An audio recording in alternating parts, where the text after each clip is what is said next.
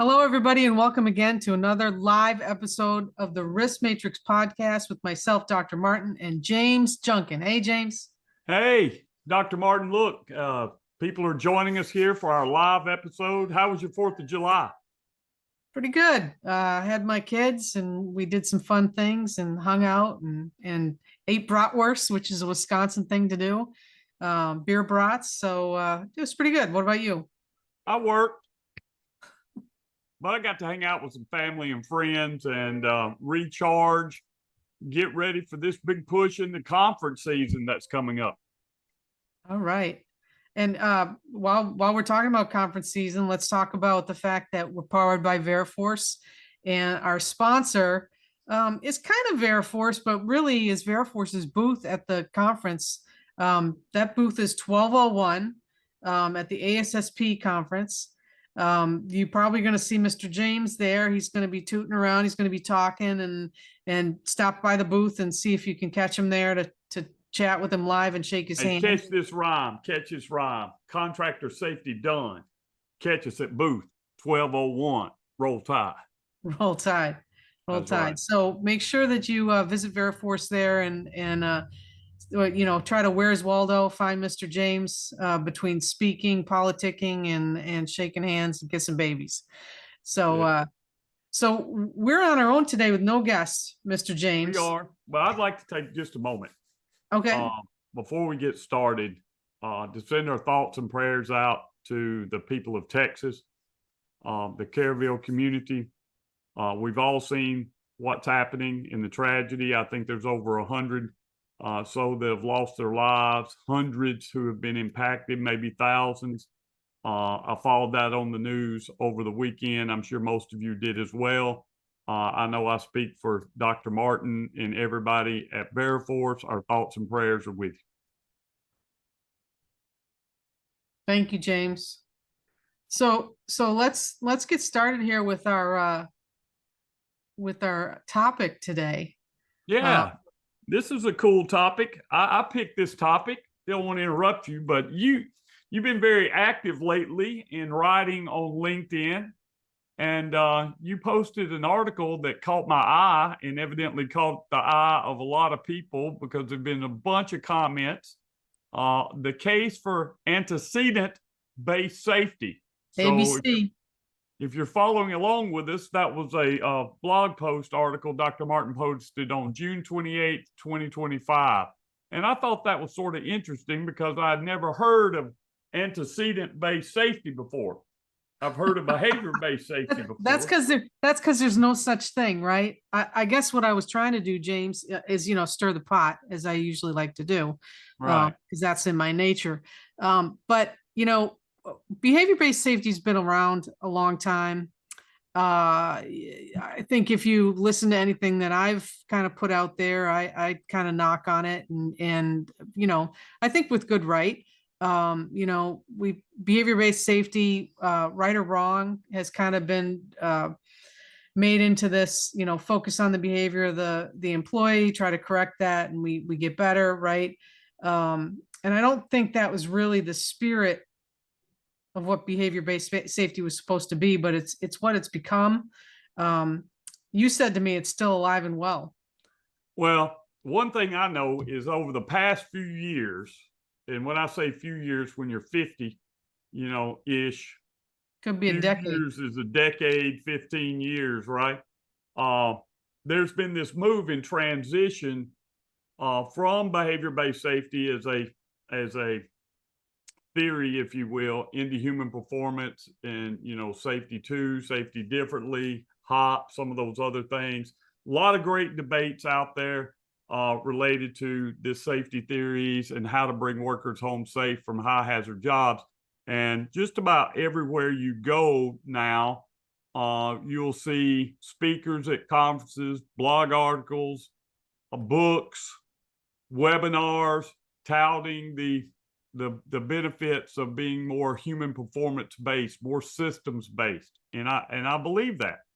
But in the assessments I do for Veriforce and other large hiring clients around the country, what I find is, although this theory or theology, if you will, of human performance and system safety that's being strongly advocated around all over, what I really find is behavior-based safety is still very much alive. That a lot of Sure. hiring clients still require you to have a behavior-based safety policy. And when I say alive, I mean alive in paperwork safety only. I don't Right. see anybody really implementing it. And if they are, they're not implementing it well Or correctly. or Right. correctly. I mean, I Right. think at its very core, right? And this is my case for what I wrote. Like it or leave it, comment on it, don't care. But the case for what I wrote is basically, I think the spirit, right? We talk about the spirit of the regulation. Let's talk about the spirit of behavior-based safety. Really was to look at making observations, right? And I think what it evolved into was making observations on the people and behaviors as opposed to making observations on everything, right? Which is the system, right?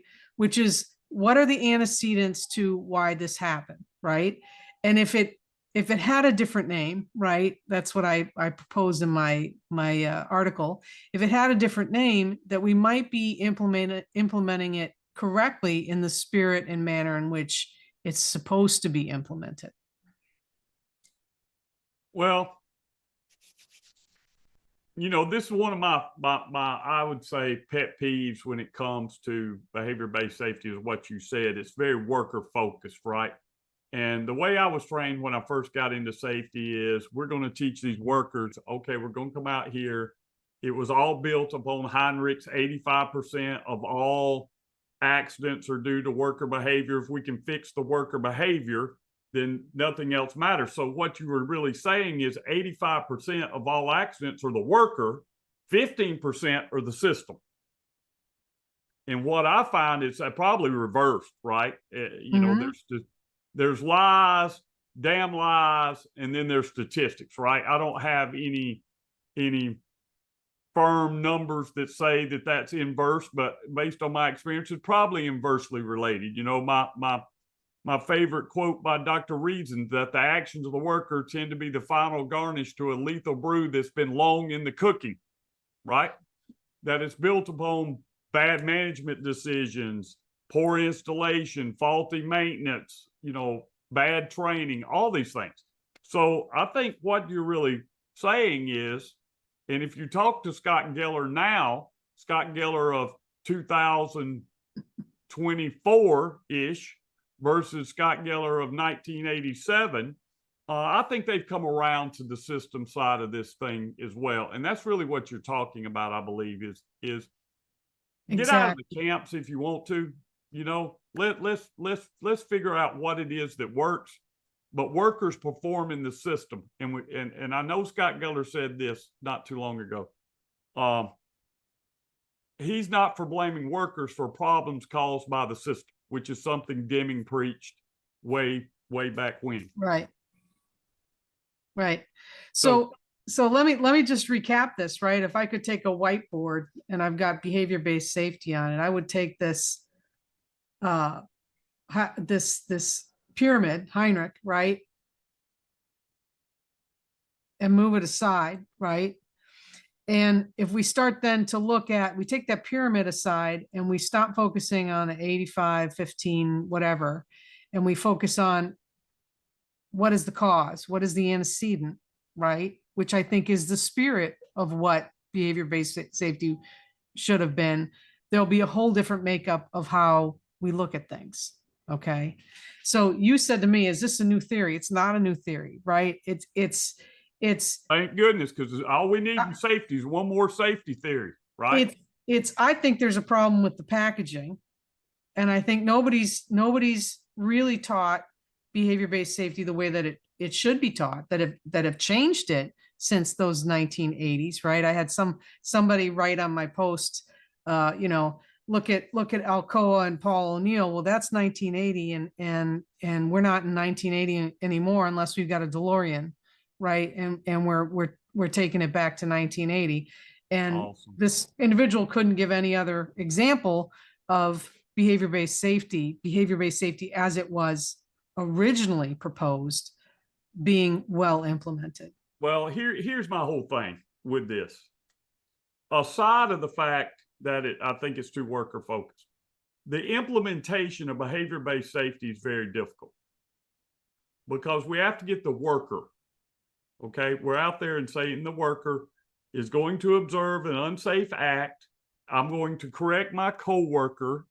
We're going to, come to an agreement on the desired behavior. And then, we're going to document that on an observation card and turn it in. And what I saw that came out of these observation cards, was we got what we asked for. We went out there, we asked people, hey, we need you to fill out these observation cards. And the first thing they said was, yeah, we got other things to do, bro. I'm not going to be a rat on my fellow coworkers out here. So then what happened? Quotas.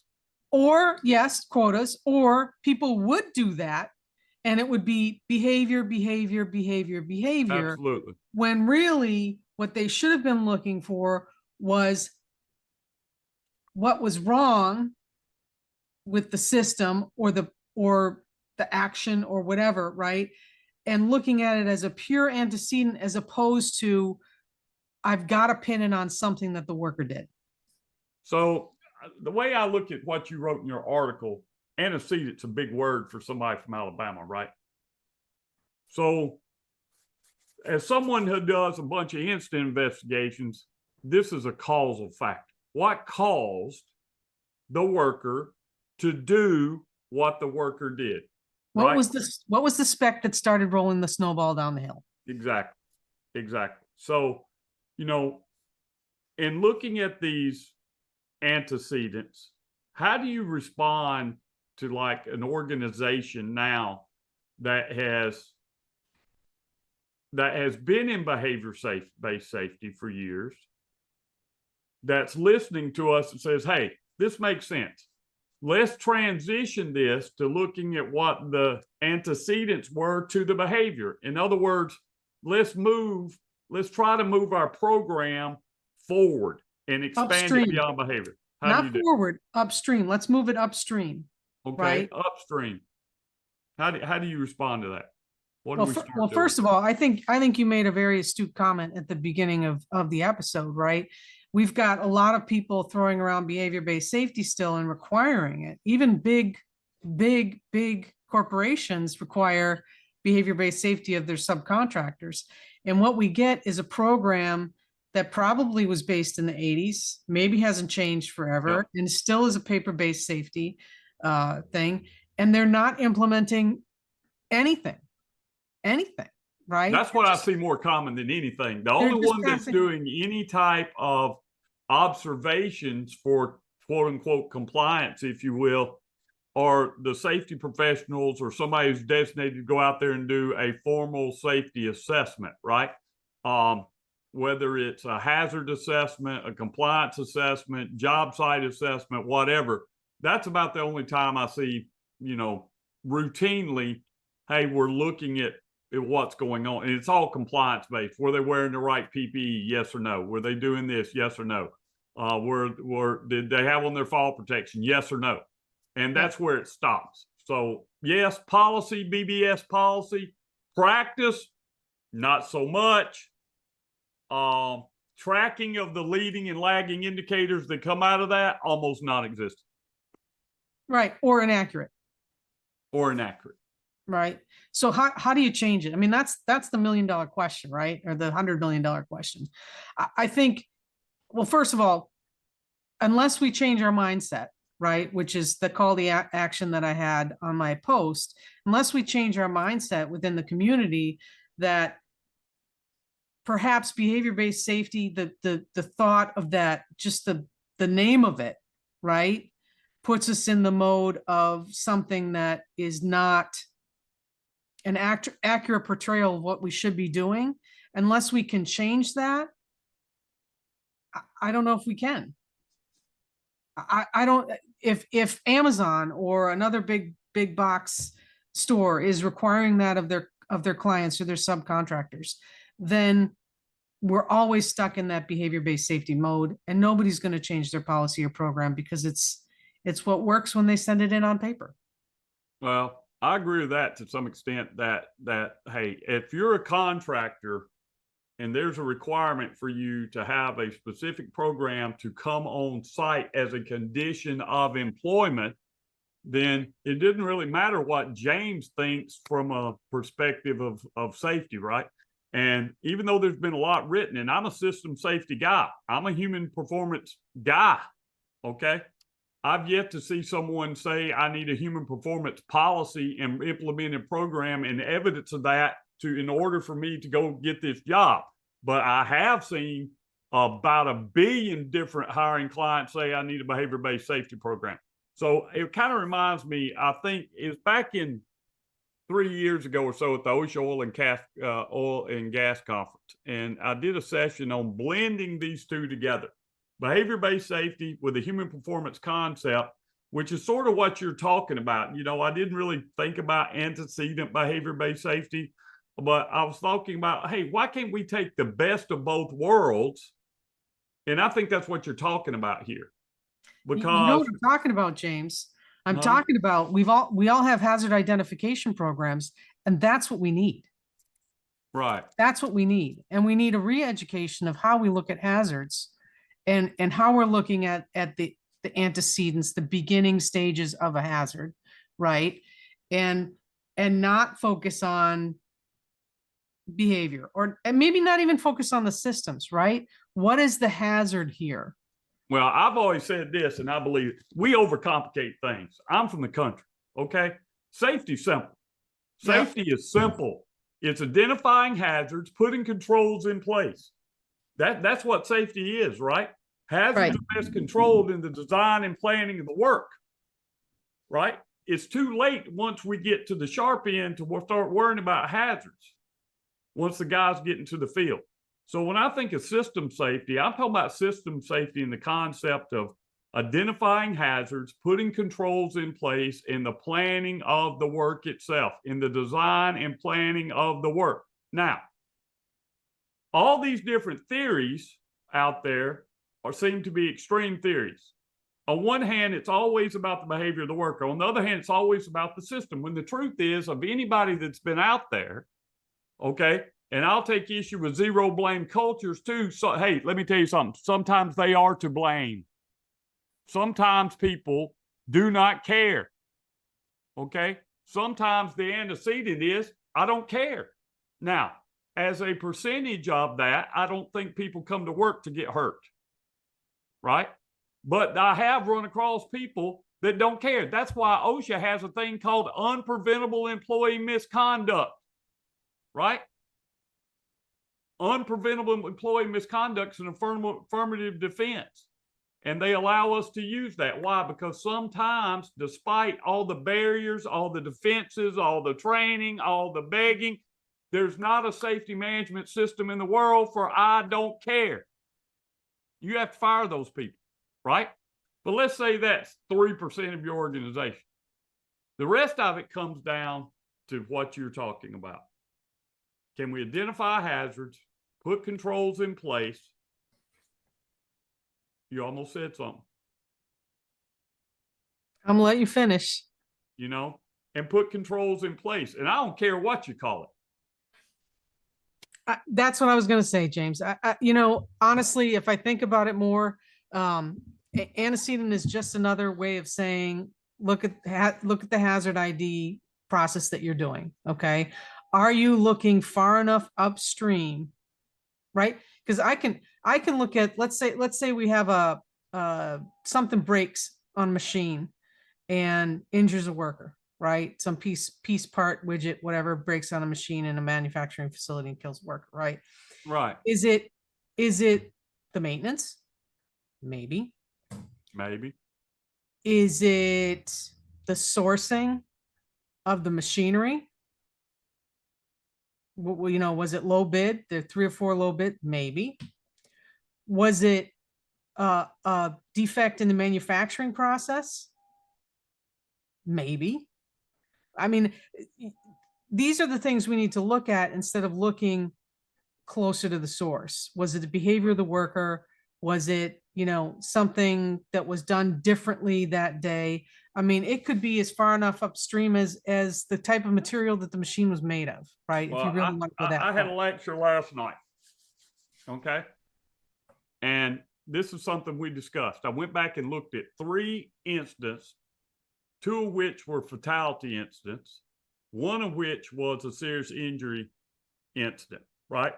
And in those, we went back and examined, if you want to use your term, all the antecedent causal factors that led up to this incident, where the worker behavior was the tip of the iceberg, right? It was the little thing that Dr. Reason said, the final garnish to a lethal brew that had been long in the cooking. Man, I love that phrase, because every one of those instances was that, right?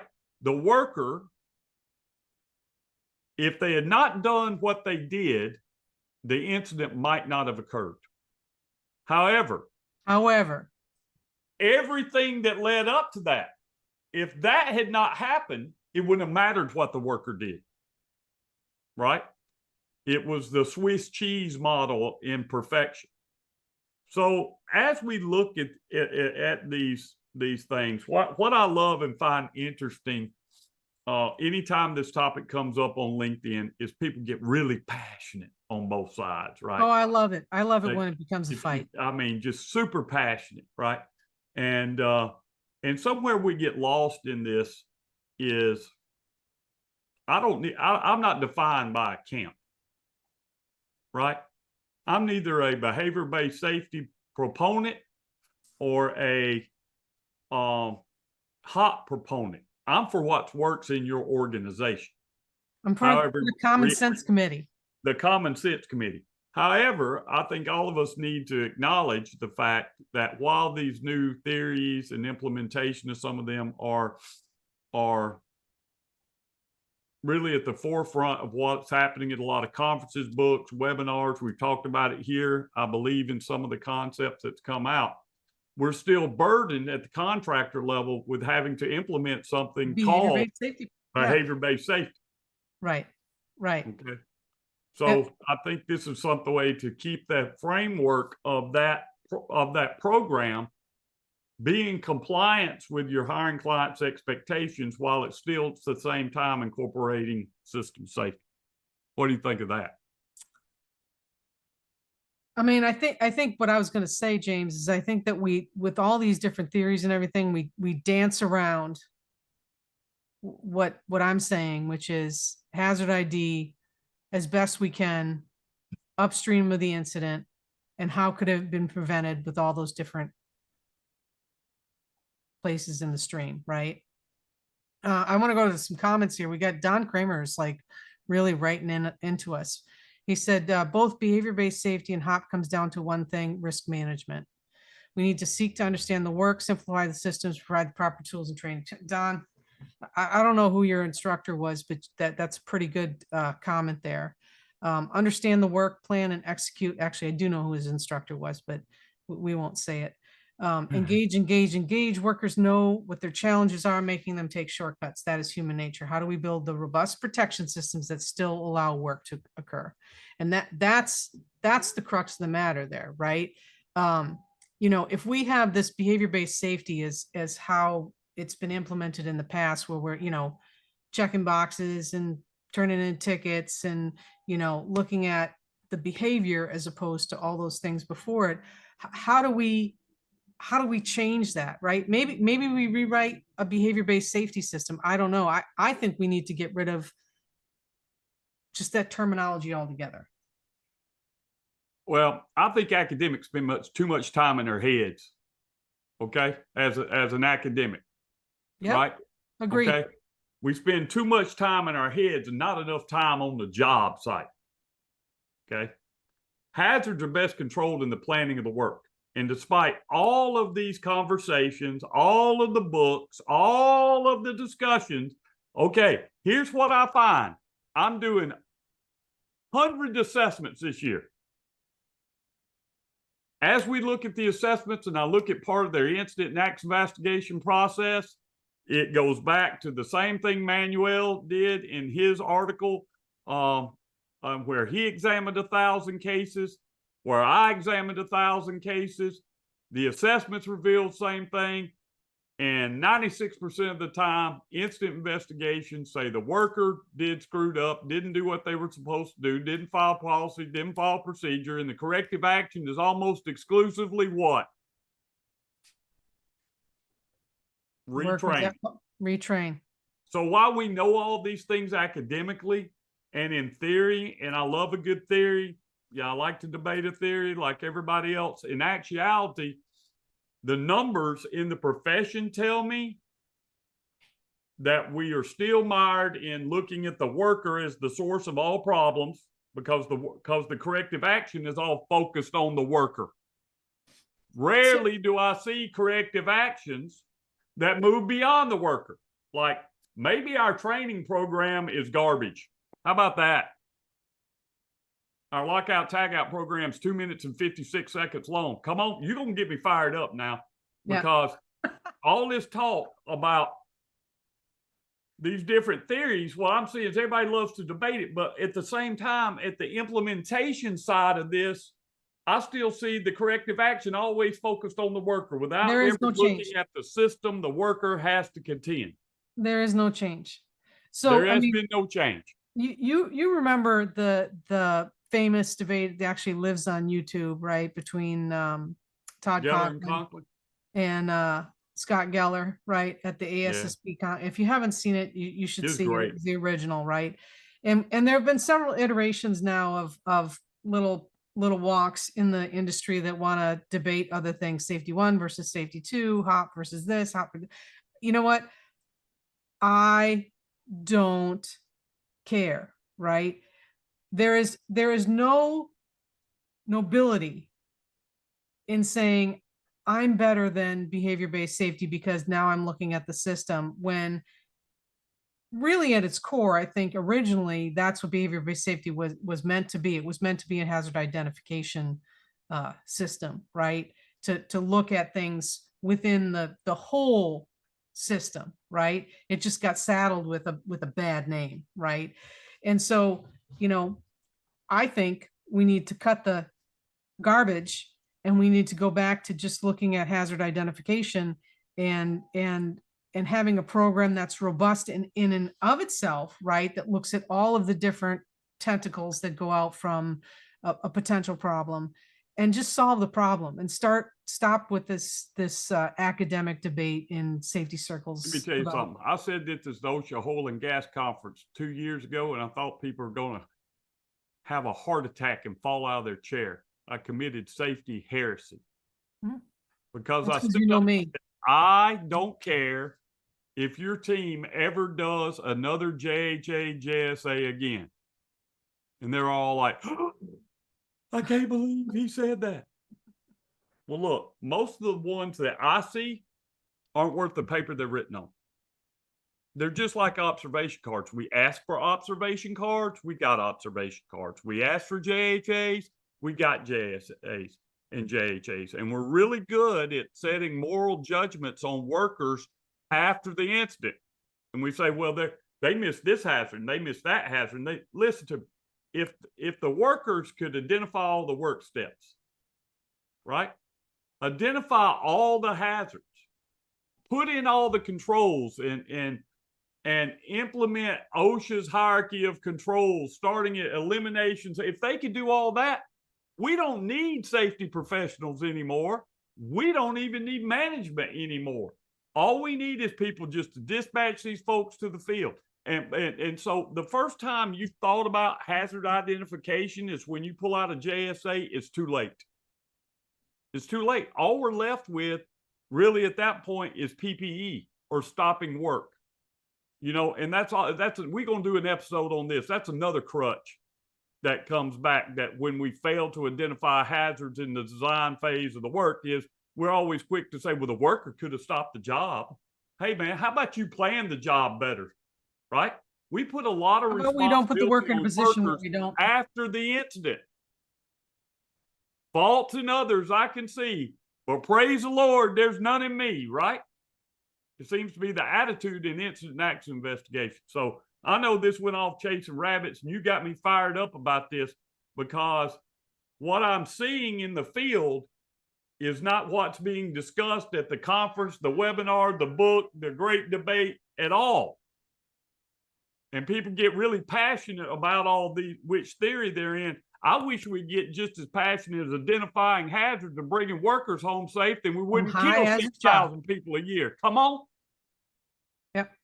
And you know what? I think if we simplified it that much, James, what you and I are talking about, we might actually work our way out of a job, right? Which is the whole purpose of what we do. You want to work your way out of a job. I think as safety professionals, and I'll include myself in this because I'm the one putting out articles that try to flip people's switches. If we spent less time pontificating about all of these theories and all of the potential for implementation and the potential for this and that, and we actually got right down to the nitty gritty and actually did our job with the help of the workers, with the help of management, with the help of companies, right? In such a way that we're looking at hazards throughout the process from planning, even before planning. I'm going to take it before planning, right? And we look at those hazards and we diligently look at them all the way through the process, right down to the actual task implementation.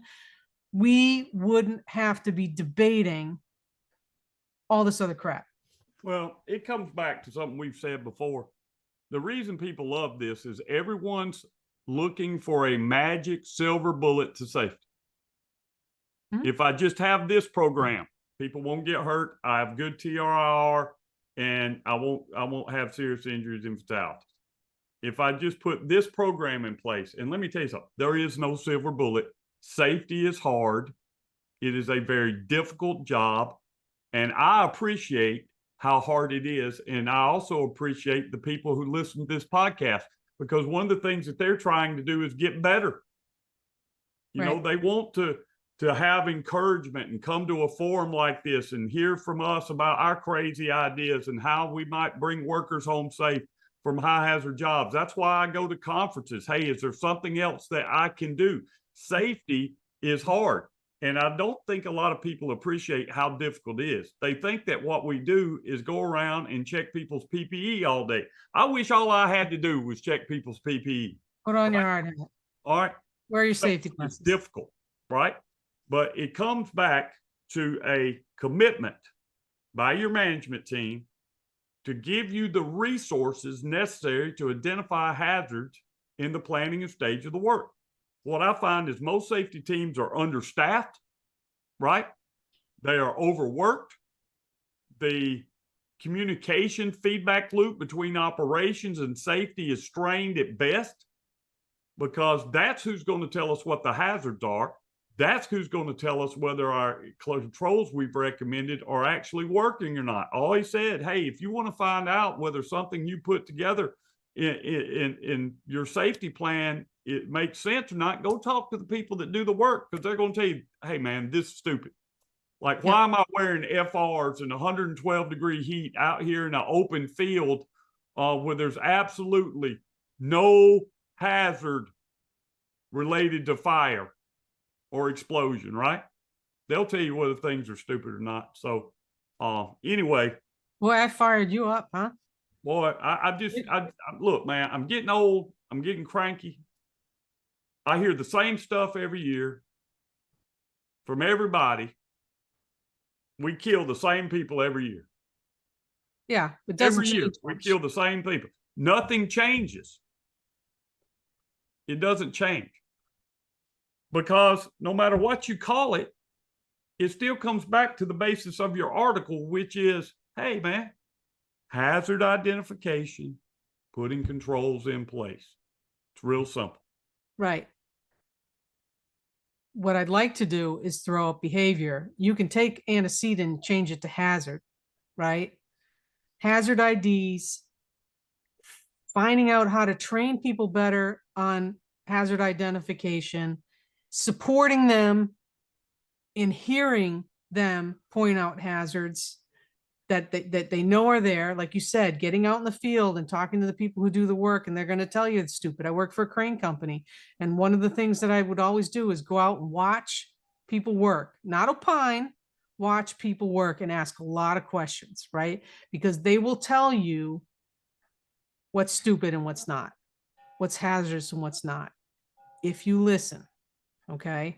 So I think all these people who like to debate all these safety theories and, you know, from behavior-based safety to HOP to all these things, I think they should probably put their boots on and start working in the field and stop giving speeches. I think if we spent less time giving speeches and spent more time analyzing hazards and putting controls in place and identifying how to build defenses and barriers, we'd be a lot better off. And that's not to be super critical. I mean, look, I love a good safety theory, but do we really need another debate? Do we really need another article about it? Okay.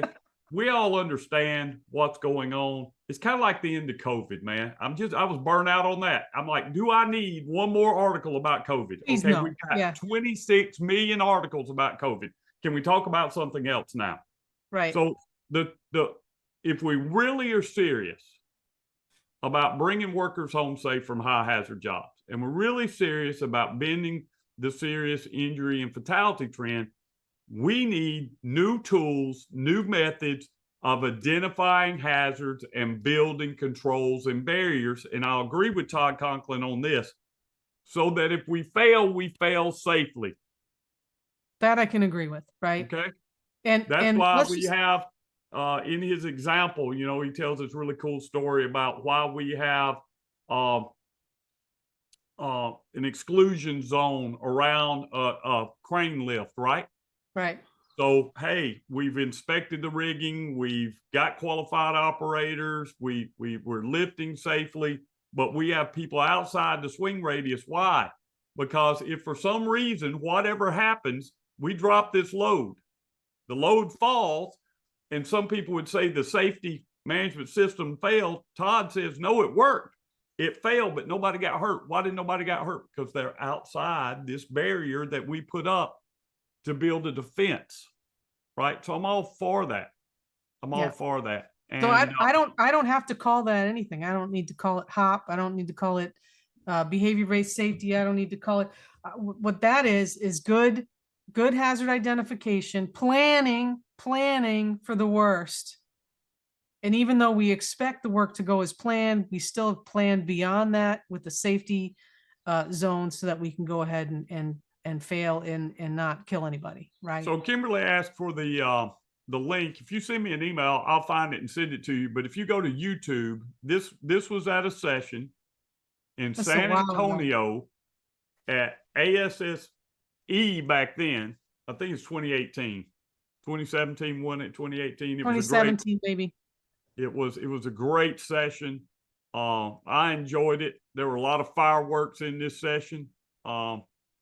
But you know, take it all with a grain of salt though, right? Because again, you know, find out what works for you. That was my message at the end of the OSHA Oil and Gas Conference. Look, if pure behavior-based safety is working for you and it's bringing workers home safe from high hazard jobs and your team is bought in, go for it.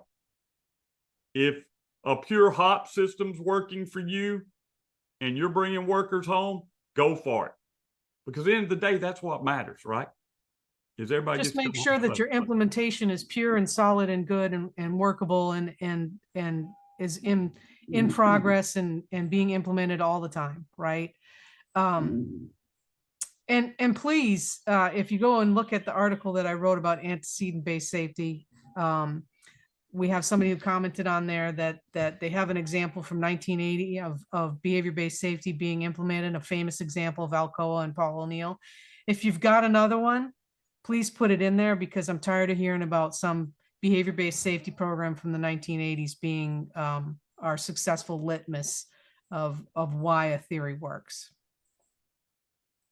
How about we end on that, James? What do you think? Let's do it. Let's do it. Hey, thank you for all who've attended today. Sorry I got a little fired up, but I get fired up about bringing workers home safe because a large part of my practice is what happens when we don't. Yeah, James, they want your email. Hey, Kim wants your email. I'll throw it in the chat. So if you like what we do, you can see us here every week. We put out an episode, whether with a guest, without a guest. We're always talking about something. If you want to be a guest and you got something that you really want to come in here and get fired up about and want to fire us up, let us know. If you like what we do, subscribe, hit that like button, share. We're on YouTube, Spotify, any place that you find podcasts. And we really like you to listen. And as James likes to say, your mama wants you to listen to the risk matrix. In fact, your mama wants to listen to the risk matrix. So absolutely, my mama listens to the risk matrix. Give us some love, subscribe, like, share, do all those things, and we'll see you again next time. So before we go, just by way of announcement, next week and the following week, we will not be live. You'll have Dr. Martin and I at the same time in a recorded session. You'll hear more about that from our production team because Dr. Martin's on vacation, and then I will be heading down to the ASSP conference in Orlando. So you'll be able to catch that on the Veriforce YouTube channel and on all of our different avenues for podcast, Apple, Spotify, the website, whatever. All right. Well, thanks for listening, and hey, roll Tide. Y'all keep bringing those workers home safe from high hazard jobs, and roll Tide. Out. Are you planning to attend ASSP Safety 2025 in Orlando this July? We'll be there July 22nd to 24th at Booth 1201. Stop by to connect with industry experts and explore smarter solutions for contractor management, compliance, and training. Don't miss James Junkin and our expert speakers tackling hot topics like procurement versus safety. Let's build safer workplaces together.